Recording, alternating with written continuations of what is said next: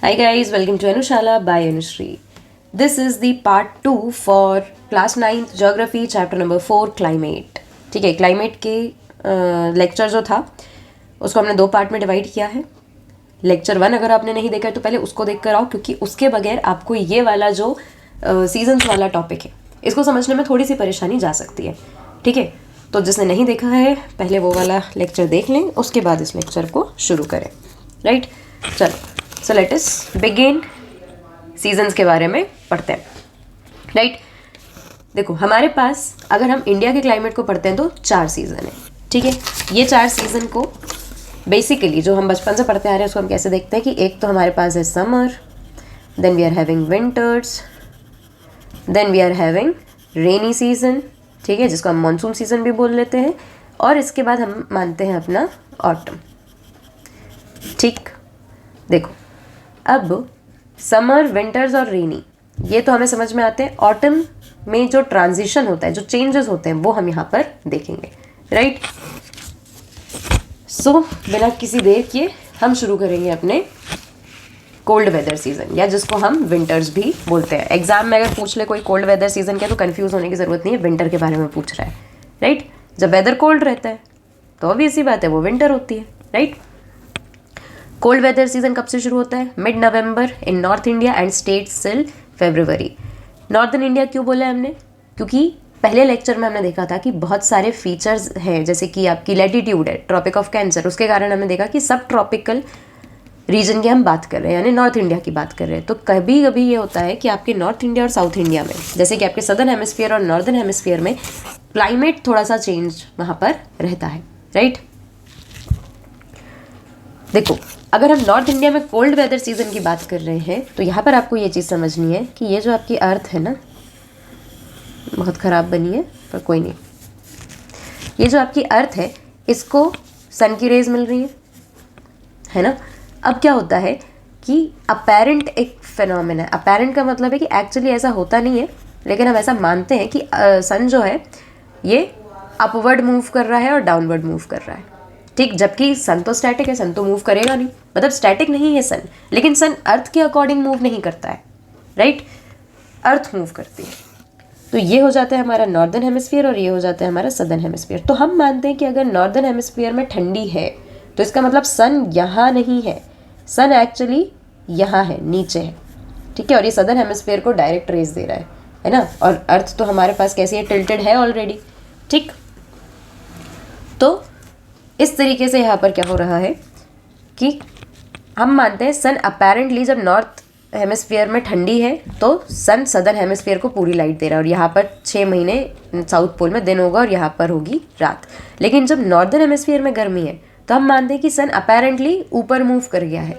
ठीक है, मतलब वो यहाँ पर है, गेटिंग, और नॉर्दर्न हेमिस्फीयर को ज़्यादा लाइट दे रहा है. मेरे पास बहुत ही कम रिसोर्सेज हैं फ़िलहाल, जिसके कारण मैं आपको इसी तरीके से समझा सकती हूँ. बाकी अगर आप चाहें तो आपके पास और भी ग्राफिक्स देखने के लिए तो पूरा इंटरनेट है आपके पास, आप जहाँ चाहे वहाँ देख सकते हैं उसको. मतलब विजुअलाइजेशन ज़्यादा बेटर हो पाएगा. ठीक है, दैट्स इट. चलो, तो नॉर्दर्न इंडिया की बात करें तो मिड नवंबर में आपका विंटर सीजन आ जाएगा. कब तक रहेगा? फरवरी तक. राइट, और सबसे ठंडे मंथ्स कौन से होंगे आपके? दिसंबर एंड जनवरी. राइट, अब यहाँ पर टेम्परेचर वेरिएशन कैसा होगा? काफ़ी ज़्यादा. टेम्परेचर वेरिएशन का मतलब क्या है कि चेन्नई में लगभग यहाँ पर टेम्परेचर कितना जाएगा? 24 से 25 डिग्री सेल्सियस. लेकिन नॉर्दर्न प्लेन्स में टेम्परेचर चला जाता है आपका 10 डिग्री से 15 डिग्री सेल्सियस तक. राइट, अब ये 24 और 25 डिग्री अगर जनरली तो हम इसको गर्मी समझते हैं, लेकिन ये कहाँ पर हो रहे हैं? डेक्कन में. ठीक है, चेन्नई की बात कर रहे हैं हम यहाँ पर. और नॉर्दर्न प्लेन्स की अगर हम बात करें तो नदर्न प्लेन्स में हम साफ साफ देख पा रहे हैं कि नॉर्थ इंडिया में इस समय ज़्यादा ठंडी फील हमको होगी. ठीक है, तो अगर आप चेन्नई में रहते हैं तो वहाँ पर ठंडी में भी टेम्परेचर इतना ही जाएगा, इससे नीचे नहीं. लेकिन यहाँ पर टेम्परेचर इससे भी नीचे जा सकता है. राइट, डेज वार्म होते हैं, कारण क्योंकि सनलाइट मिलती है. अगर ठंड का मतलब ये नहीं है कि सनलाइट ही नहीं होगी. राइट, इसलिए डेज जो होते हैं वो थोड़े से कंपैरेटिवली वार्म होते हैं नाइट से. नाइट्स काफ़ी ज़्यादा कोल्ड वहाँ पर होंगी. और फ्रॉस्ट कॉमन है एकदम नॉर्थ एरियाज़ में, और इतना ज़्यादा नॉर्दर्न प्लेन्स का या हिमालयाज़ का टेम्परेचर इतना नीचे हो जाता है कि वहाँ पर स्नोफॉल भी हम एक्सपीरियंस कर सकते हैं. ठीक है, during this season north east trade winds prevail over the country. कौन सी ट्रेड विंड्स आ रही है? North east. नॉर्थ ईस्ट का मतलब ये कौन से डायरेक्शन में आएंगी? नॉर्थ ईस्ट से ही आएंगी।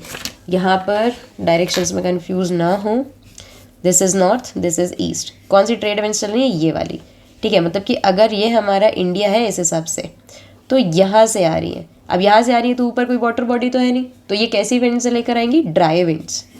कैसी विंड्स लेकर आएंगी? ड्राई। मतलब यहाँ पर हमको क्या फील नहीं होगा?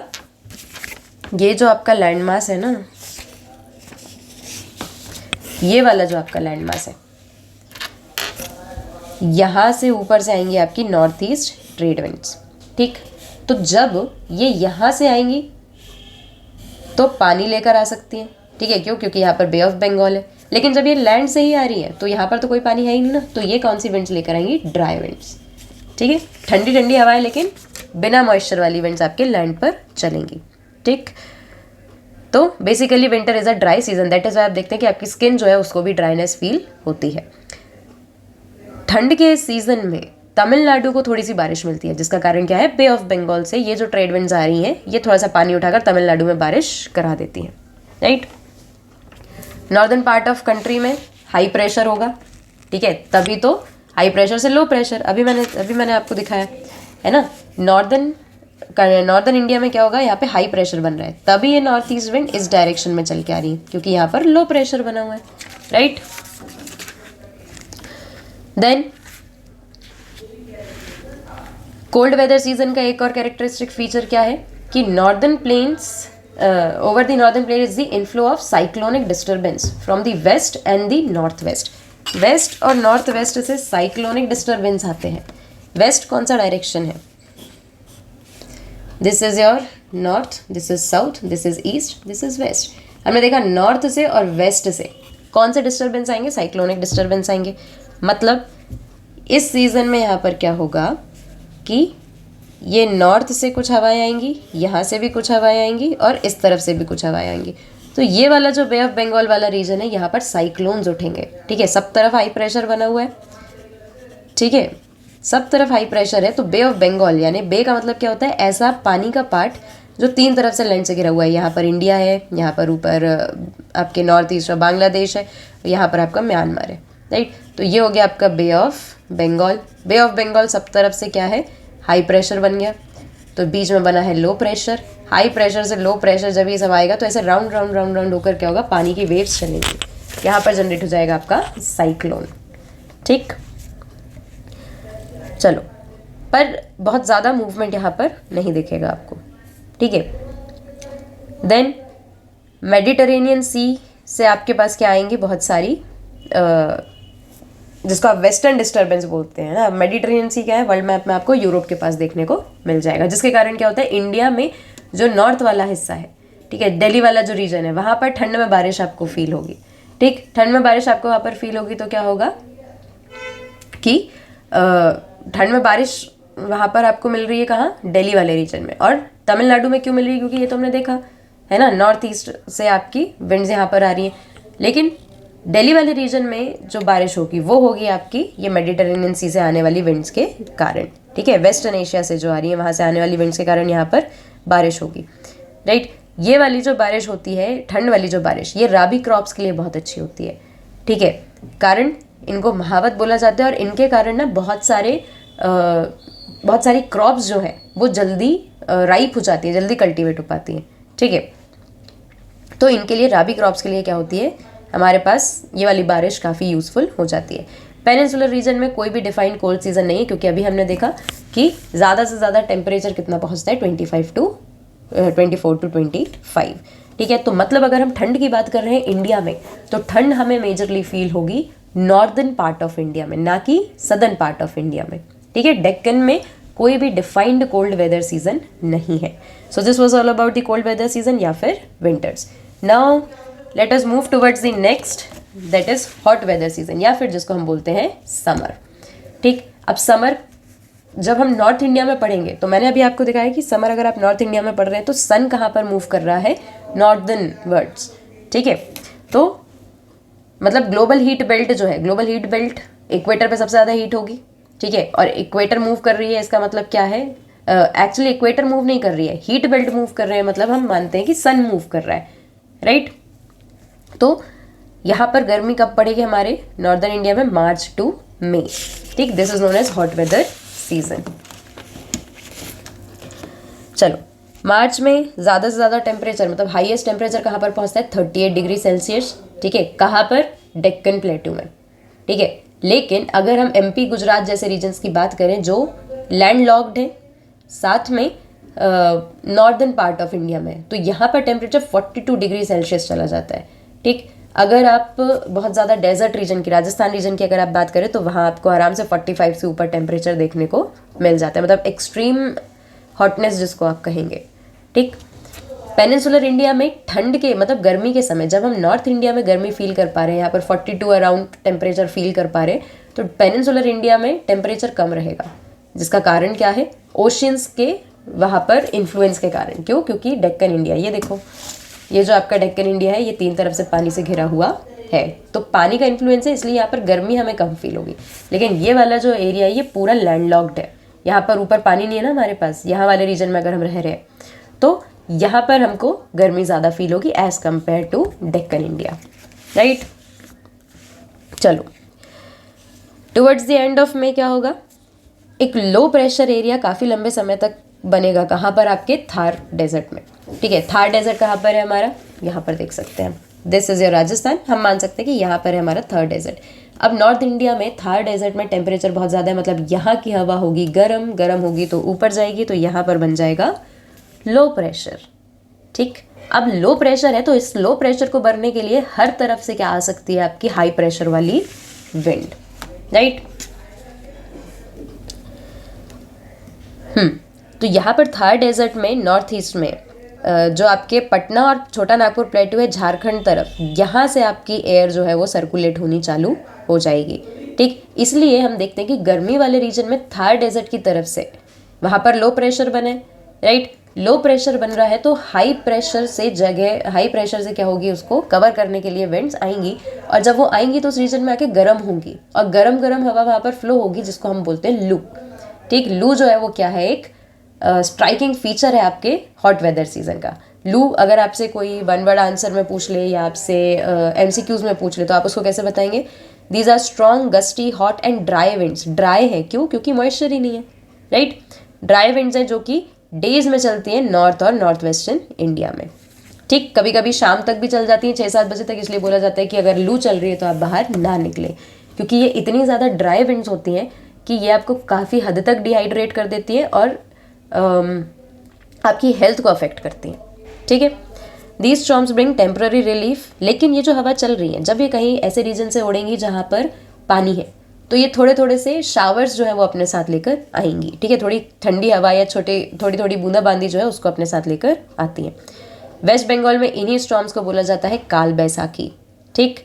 और केरल और कर्नाटका में जब ये पहुंचते हैं तो इनको बोला जाता है प्री मानसून शावर्स। क्यों, क्योंकि गर्मी के बाद कौन सा सीजन आने वाला है, रेनी, ठीक है, या एडवांसिंग मानसून जिसको हम बोलते हैं। प्लस क्योंकि इनके कारण यहाँ पर केरला कर्नाटका वाले रीजन में जो मैंगोज की खेती हो रही है, ठीक है, आम जो वहाँ पर ग्रो कर रहे हैं, कल्टीवेट हो रहे हैं, वो जल्दी राइप हो जाते हैं, इसके कारण ये जो हल्की हल्की बारिश आ रही है, इसलिए इनको मैंगो शावर्स भी बोला जाता है, ठीक। ये आपसे पूछा जा सकता है एमसीक्यूज में, तो ध्यान रखेंगे। Now coming towards the advancing monsoon या फिर rainy season. We all know rainy season early June से शुरू हो जाता है। अभी हम देखते हैं कि मानसून धीरे धीरे लेट आता है। लेट आने का कारण क्या है, बहुत सारे फैक्टर्स मिलकर काम कर रहे हैं, जिसके कारण ये विंड्स जो है इनका टाइमली मूवमेंट नहीं हो पा रहा है और ग्लोबल वार्मिंग के कारण ये चेंज हो रही है, ठीक है, इसलिए मानसून लेट आ रहा है। Low pressure conditions northern plains में बन जाएंगी, कारण क्योंकि अभी अभी गर्मी का सीजन गया है, राइट। तो वहाँ का जो हवा है वो गर्म है, ठीक है, 3-4 महीने उसको भरपूर क्या मिली है, गर्मी मिली है, तो वहाँ पर अच्छा खासा लो प्रेशर बना हुआ है, ठीक, इंटेंसिफाइड है वहाँ पर। अब जिसके कारण क्या होगा, सदर्न हेमिस्फीयर से जो ट्रेड विंड्स जा रही हैं, ठीक है, ये वाला जो पूरा हिस्सा है ट्रॉपिक ऑफ कैंसर के ऊपर वाला नॉर्थ इंडिया वाला, इसको बहुत ज़्यादा विंड मिली है, बहुत ज़्यादा हॉटनेस मिली है, ठीक है, जिसके कारण यहाँ पर बन गए हैं लो प्रेशर जोन्स अलग अलग एरियाज़ में। अब लो प्रेशर है तो यहाँ पर साउथ इंडिया में जो ट्रेड विंड्स चल रही हैं, ट्रेड विंड्स का मतलब आप समझे कि एक तरीके की हवाएं हैं जिनका नाम है ट्रेड विंड, ठीक है, एक पर्टिकुलर डायरेक्शन में वो फ्लो होंगी साल भर। ठीक, अब क्या होगा यहाँ से, या तो ईस्ट में फ्लो होती है या तो वेस्ट में फ्लो होती है, उन्हीं को ईस्टर्लीज और वेस्टर्ली बोला जाता है। तो यहाँ पर हमें ये देखना है कि लो प्रेशर एरिया जब पूरे नॉर्थ इंडिया में बन रहा है तो ये हर तरफ से हाई प्रेशर से आने वाली विंड को अट्रैक्ट करेगी, जो मेनली कहाँ से आएगी, साउथ इंडिया से। ठीक है, अब साउथ इंडिया से आएगी तो कहाँ से आ पाएगी, इस जगह पर तो उतना ज़्यादा लो प्रेशर बना नहीं, लो प्रेशर ज़्यादा यहाँ पे बना, लेकिन विंड जो है वो इस डायरेक्शन में चल रही है। ठीक है, जैसे मैंने आपको पिछले लेक्चर में थोड़ा सा इसका आइडिया दिया हुआ था। ठीक है, अब यहाँ से जो विंड उठ के जाएंगी ये अरेबियन सी से काफ़ी सारा मॉइस्चर लेके जाएंगी। ठीक, काफ़ी सारा मॉइस्चर लेके जा रही हैं तो क्या हो रहा है, इस तरीके से जा रही है विंड। ठीक है, यहाँ से जो विंड जा रही है ये नॉर्थ ईस्ट वाले एरिया को काफ़ी ज़्यादा बारिश कर देती है। ठीक है, यहाँ से जो विंड जा रही है इसका बहुत सारा पोर्शन तो यहीं पे गिर जाएगा। क्यों? क्योंकि यहाँ पे है हमारे वेस्टर्न घाट्स। ठीक, तो वेस्टर्न घाट के इस तरफ वाले जो स्लोप है उसको ज़्यादा मिलेगी रेनफॉल, लेकिन दूसरी तरफ वाले स्लोप को रेनफॉल ज़्यादा नहीं मिलेगी। ठीक, और ये यहाँ से ऊपर जाके क्या करेंगी, इस एरिया में दिल्ली वाले रीजन में यहाँ पर थोड़ी थोड़ी बारिश कर देंगे। एमपी को, ये गंगेटिक प्लेन्स जो हैं, थोड़ा सा गुजरात है, थोड़ा सा राजस्थान है, यहाँ पर बहुत ही कम बारिश होगी। इन एरियाज़ में गुजरात राजस्थान में कम बारिश होगी और ये वाले रीजन में ज़्यादा। ईस्ट में ज़्यादा बारिश होगी, ये ध्यान रखें आप, और वेस्ट में बारिश कम होगी। तो इतनी यहाँ पर जितनी बारिश हो रही है उससे कम यहाँ, उससे कम यहाँ और सबसे कम थार डेजर्ट में। ठीक है, यहाँ तो आप मान लें कि ना के समान बारिश, बहुत ही कम बारिश होगी। ठीक, ये है आपका मानसून। इन्हीं विंड्स को हमने नाम दिया है मानसून विंड्स। ठीक, लेकिन ये देखना ज़रूरी है कि मानसून ऐसा नहीं है कि अगर मानसून आ रहा है तो 3 महीने लगातार बारिश ही बारिश हो रही है। यहाँ पर हमको देखने के लिए मिल जाएंगे ब्रेक्स। ठीक है, हमको देखने के लिए क्या मिल जाएंगे, ब्रेक्स। और ये ब्रेक्स क्यों हो रहे हैं, क्योंकि विंड्स जो हैं वो ऐसा नहीं है कि कंटिन्यूस एक ही डायरेक्शन में वो फ्लो होते जा रही है। राइट, हाई प्रेशर और लो प्रेशर सिर्फ किसी एक एलिमेंट पर बेस नहीं कर रहा है, उसके ऊपर बहुत सारे फैक्टर्स एक्ट कर रहे हैं जिसके कारण ये ब्रेक्स बनते हैं। ठीक, तो आप देखते हैं ना कि कई बार बारिश होती है, फिर थोड़ा मौसम खुल जाता है, फिर उसके बाद फिर से बारिश होने लग जाती है। राइट, तो ये है आपके ब्रेक्स, नेचुरल फेनोमेना है जो हम काफ़ी हद तक अपने आसपास देख चुके हैं ऑलरेडी। ठीक, मौसिनराम नाम की एक जगह है खासी हिल्स में। ठीक है, ये आपके नॉर्थ ईस्ट में, ये सबसे ज़्यादा बारिश गेन करती है जब मानसून आता है। राइट, इंपॉर्टेंट है from the point of view of MCQs. Rajasthan और गुजरात को सबसे कम बारिश मिलेगी। स्कैंटी का मतलब होता है सबसे कम। राइट, फिर वी हैव ऑलरेडी सीन कि ब्रेक्स मिलेंगे हमको रेनफॉल में। ठीक, क्योंकि वेट और ड्राई स्पेल्स दोनों होंगे। ठीक है, डिपेंड्स ऑन कि कितना मॉइस्चर कौन सी हवा लेकर आ रही है।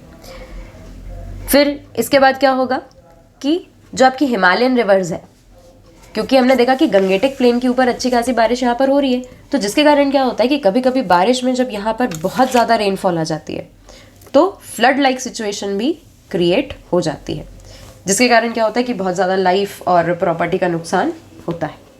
गेटिंग, जनरली आप देखेंगे कि जितने भी फ्लड्स के आप एरियाज सुनते हैं कि इस जगह पर फ्लड आया, वो लगभग हर बार सेम होते हैं। और कारण क्या है, क्योंकि मॉनसून जो है वो कुछ पर्टिकुलर एरियाज में ज़्यादा बारिश करता है। जैसे हमने देखा कि यहाँ पर आपके नॉर्थ ईस्ट में बहुत ज़्यादा बारिश होगी। जब यहाँ से मानसून आ रहा है तो सबसे ज़्यादा बारिश आपका नॉर्थ ईस्ट वाला हिस्सा लेता है, फिर ये वाला हिस्सा लेता है, ये वाला कोस्ट, वेस्टर्न कोस्ट जो है आपका। ठीक है, और फिर एमपी और ये महाराष्ट्र, ये वाले रीजन। गेटिंग, तो ये पैटर्न क्यों है, क्योंकि विंड्स जो है वो पर्टिकुलर डायरेक्शन में चल रही हैं। देन अगर हम रिट्रीटिंग या फिर पोस्ट मानसून पढ़ें, या जिसको हम ट्रांजिशन सीजन भी कहते हैं। ठीक है, ये ट्रांजिशन सीजन क्यों है, क्योंकि अब ना धीरे धीरे क्या हो रहा है कि जो मानसून है वो वापस जा रहा है। आया था तो वापस भी जाएगा। राइट, अब वापस जाने का तरीका क्या है, ये अक्टूबर नवंबर का टाइम होगा जब सन जो है दोबारा से साउथ की तरफ जा रहा है। ठीक है, अब दोबारा से साउथ की तरफ जा रहा है तो गया तो नहीं है पूरा, है ना, धीरे धीरे करके जा रहा है, तो हमें वहाँ पे टेम्परेचर वेरिएशंस फील होंगे। राइट, अब मानसून जब लौटेगा, मानसून विंड्स कैसे आई थी, इस तरीके से। ठीक है, यहाँ से अब जब ये लौटेंगे तो इसी डायरेक्शन से लौटेंगे। और लौटेंगे क्यों, क्योंकि सन भी नीचे जा रहा है तो लो प्रेशर नीचे नीचे बनना चालू होगा और यहाँ पर बनेगा हाई प्रेशर। तो अब विंड हाई प्रेशर से लो प्रेशर की तरफ इस डायरेक्शन में मूव करेंगी। ठीक है, अब जो ये ऊपर से ही मूव कर रही है ये तो ड्राई विंड्स हैं, तो ये तो पानी लेके जाएंगी नहीं। ठीक है, लेकिन जो इस तरीके से यहाँ से मूव करेंगी, जब ये इस तरीके से आएंगी तो थोड़ा थोड़ा मॉइस्चर कहाँ से उठाएंगी, बे ऑफ बंगाल से। इसी के कारण क्या होगा, बे ऑफ बंगाल से मॉइस्चर उठाने के कारण इस वाले रीजन में, तमिलनाडु वाले रीजन में हो जाएगी बारिश। ठीक है, बारिश क्यों हो जाएगी यहाँ पर तमिलनाडु वाले रीजन में, क्योंकि यहाँ से पानी आ रहा है। जबकि जब पहले मानसून आया था, है ना, रेनी सीजन जो एग्जैक्टली था जब हमारा, तब यहाँ पे बारिश नहीं होगी। यहाँ पे बारिश क्यों नहीं होगी, क्योंकि सारा पानी जो है, मतलब सारा नहीं, काफ़ी सारा पानी को कौन रोक लेगा, वेस्टर्न घाट। और माउंटेन रेंज अगर वेस्टर्न घाट ही है तो इस तरफ ही बारिश हो गई, ये तरफ तो सूखा रह गया। इसको पानी कब मिल जाएगा, जब रिट्रीटिंग मानसून आएगा। ठीक है, मानसून लौट के आएगा जब, राइट। ये वाला समय होगा जब आपके तमिलनाडु में होगी बारिश। एक और रीज़न हमने अभी देखा था कि यहाँ पर हाई प्रेशर बन रहा है, यहाँ भी हाई प्रेशर बन रहा है, यहाँ भी हाई प्रेशर बन रहा है, लेकिन यहाँ पर बन रहा है लो प्रेशर क्योंकि सन धीरे धीरे नीचे आ रहा है। तो अब यहाँ पर क्या हो जाएगी, साइक्लोन जैसी कंडीशन आ जाएगी। ठीक है, दूसरी बात, एक और चीज़ हमको देखनी ज़रूरी है यहाँ पर कि इस समय हमको बहुत ज़्यादा हीट भी फील्ड होगी। अक्टूबर वाला जो समय होता है उसमें एक फिनोमेना होता है अक्टूबर हीट, मतलब अक्टूबर में ना बीच के कुछ दिनों में हमको एकदम से बहुत ज़्यादा गर्मी फील होती है, जिसका कारण क्या है, सन का मूवमेंट डाउनवर्ड्स तरफ। ठीक है,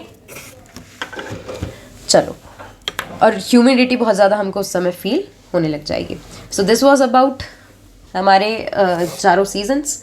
ठीक है, अब हम देख लेते हैं डिस्ट्रीब्यूशन ऑफ रेनफॉल। डिस्ट्रीब्यूशन का मतलब क्या है कि पूरे इंडिया में बारिश एक साथ और हर हिस्से में बराबर नहीं हो रही, मतलब एक डिस्ट्रीब्यूशन है कि किस एरिया में कितनी बारिश कितनी होगी, राइट। तो हम देखते हैं कि वेस्टर्न कोस्ट जो है या नॉर्थ ईस्टर्न इंडिया है, जो जिसको बारिश मिलती है, रेनफॉल मिलती है जिसको जब मानसून आता है ना, एडवांसिंग मानसून के समय।